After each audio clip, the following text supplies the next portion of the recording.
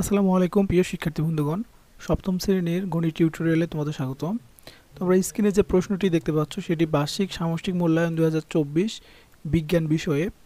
তো এই ভিডিওটা তোমাদের জন্য অনেক ইম্পর্টেন্ট, কারণ তোমরা যদি যে কোনো ভালো একটা বা দুইটা স্কুলের প্রশ্নগুলো সমাধান করে পরীক্ষার হলে দিতে পারো, তাহলে এখান থেকে তোমরা কমন পেতে পারো এবং কমন পেলে তোমরা ইজিলি সেগুলা পরীক্ষার খাতায় লিখতে পারবা। তো আমরা এখন বিজ্ঞান প্রশ্নটা সমাধান করব। নৈর্ব্যক্তিক মান হচ্ছে 25। তো এখানে তোমরা প্রশ্নগুলো দেখে নাও, বহু নির্বাচনী অংশের প্রশ্নগুলো দেখে নাও তোমরা।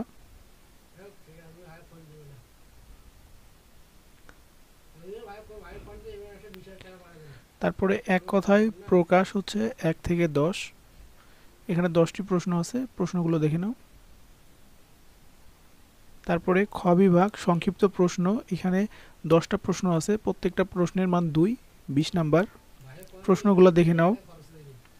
তারপর গ নাম্বারে যে কোনো 3টি প্রশ্নের উত্তর দিতে হবে 5টা প্রশ্নের মধ্যে।